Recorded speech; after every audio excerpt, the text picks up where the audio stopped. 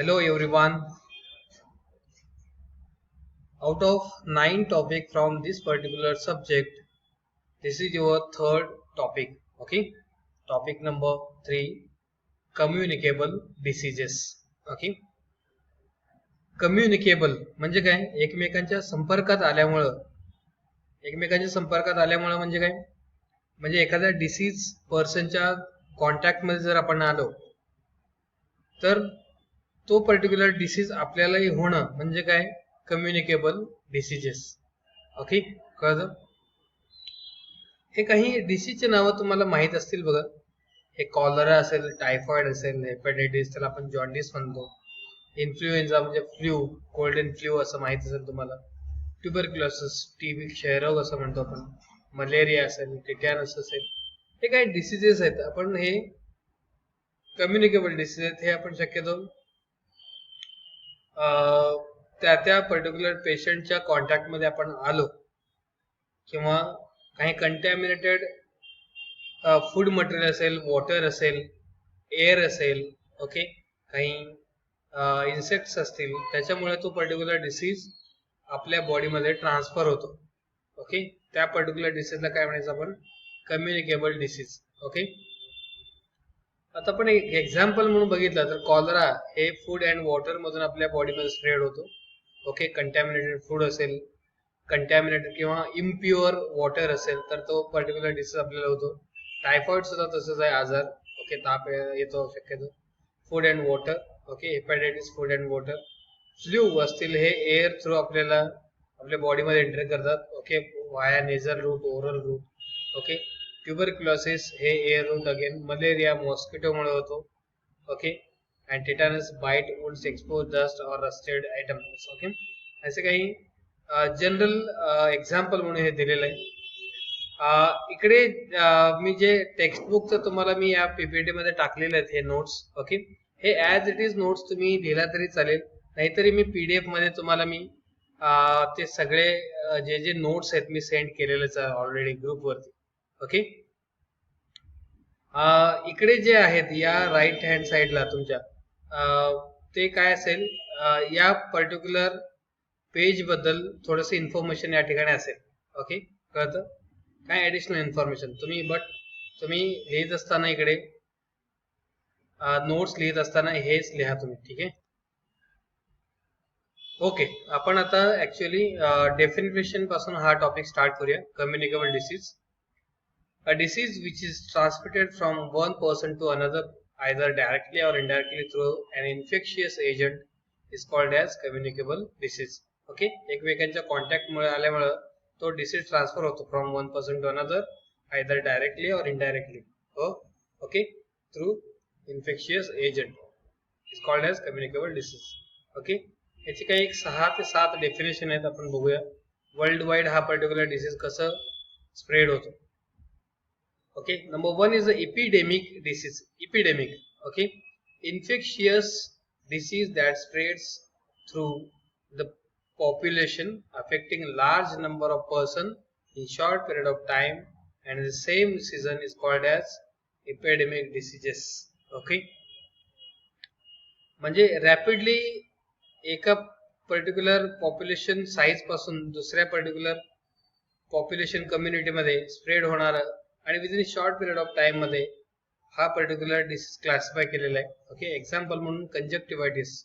कंजक्टिव्हायटिस is a inflammation of your conjunctiva. Okay, next is endemic disease. When an infectious disease is more or less prevalent in locality or community, it is known as endemic disease. Okay, more or less prevalent in locality म्हणले त्यांनी, कमीत कमी असेल किंवा जास्तीत जास्त प्रमाणात पण असेल.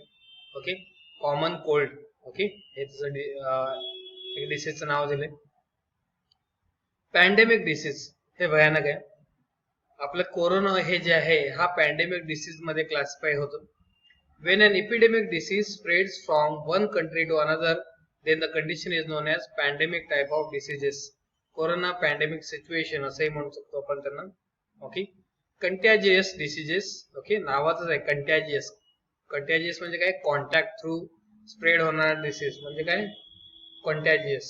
Okay, A disease which is transmitted by contact is known as contagious diseases. Okay, next बघूया आपण.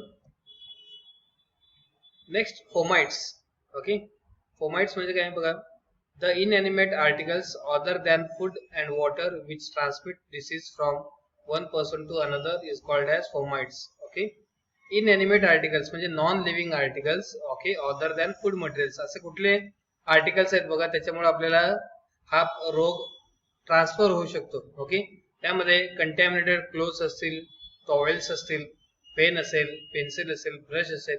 ओके, शक्यतो जे इन्फेक्टेड पर्सननी वापरलेले जे जे वस्तू आहेत त्या वस्तूंच्याही कॉन्टॅक्ट मध्ये आलो तर आपल्याला तो पर्टिक्युलर डिसीज होऊ शकतं.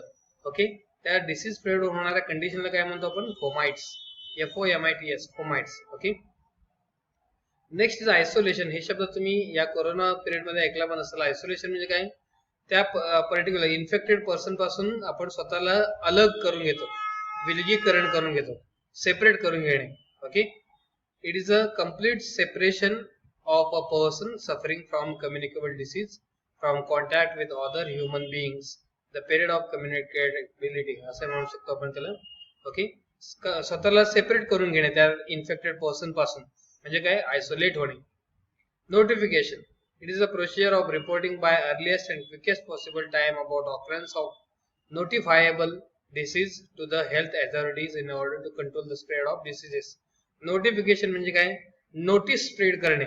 ओके, अवेअरनेस क्रिएट करणे.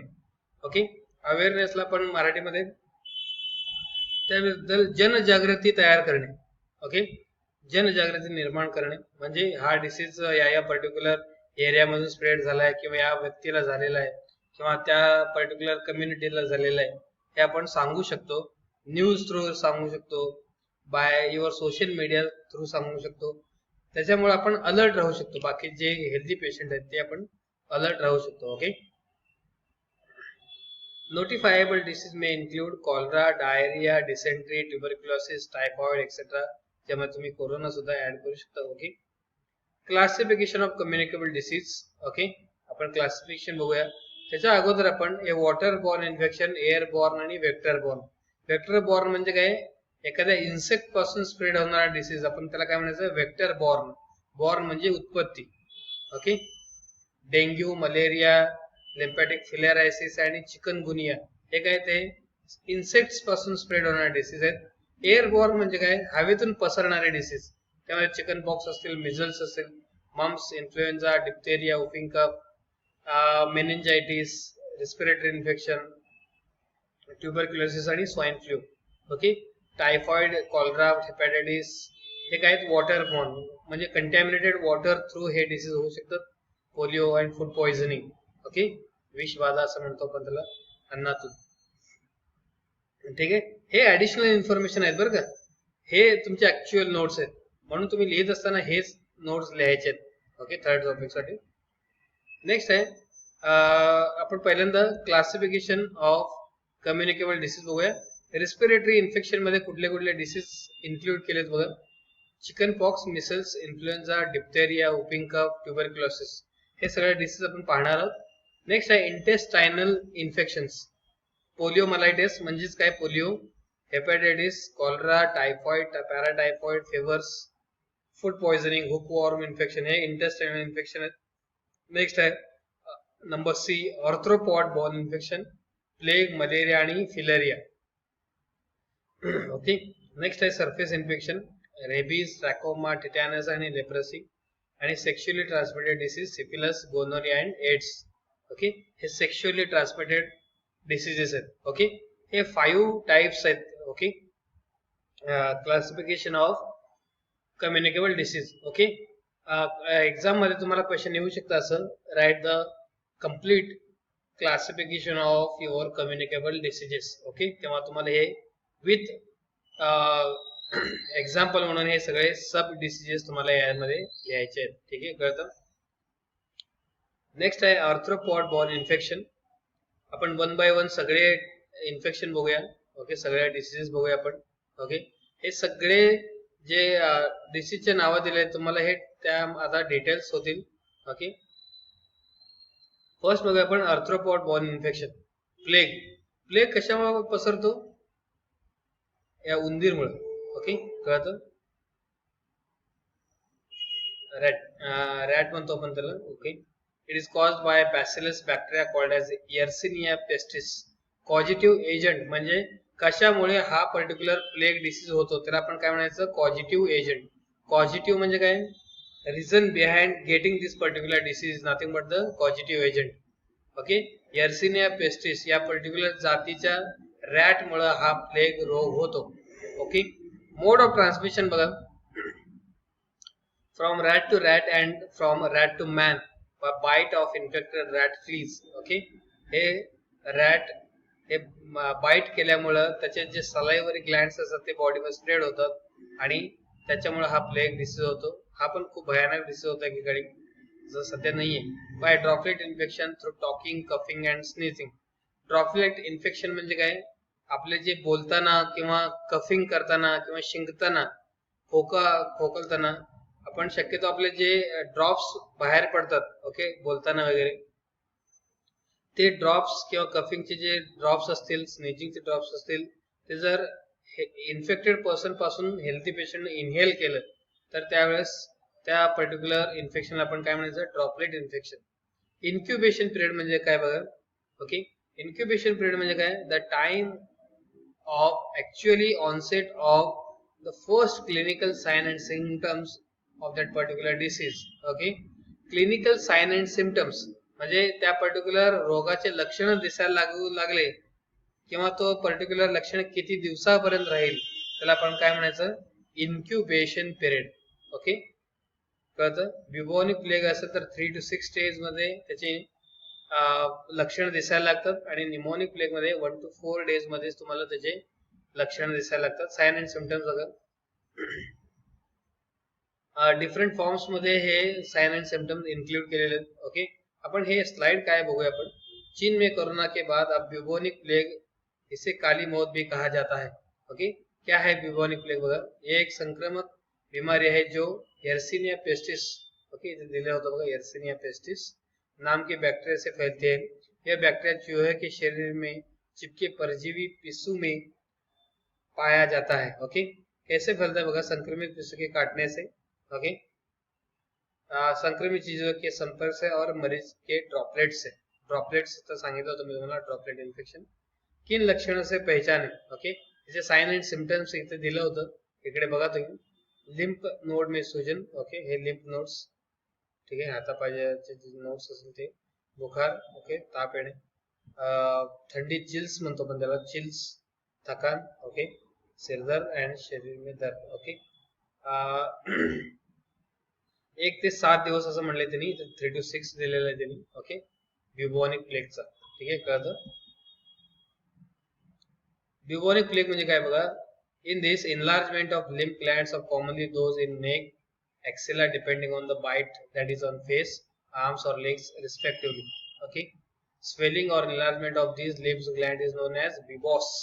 Okay, पर्टिक्युलर नेक रिजन मधला जो हा पार्ट आहे जो जर सुजला तर त्याला काय म्हणायचं आपण? Buboes. Okay, rat carries plague bacteria, fleas drinks rats blood. Okay, bacteria multiply in the fleas abdomen, fleas bite human and human is infected.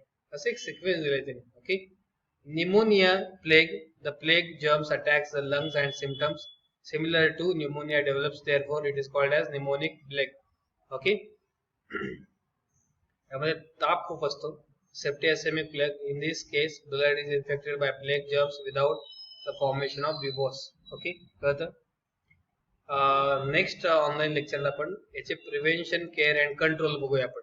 Okay, plague disease झाला तर ते आपण कसं थांबवू शकतो, कसं तो पर्टिक्युलर डिसीज रोखू शकतो आपण, हे नेक्स्ट ऑनलाईन लेक्चरला घेऊया.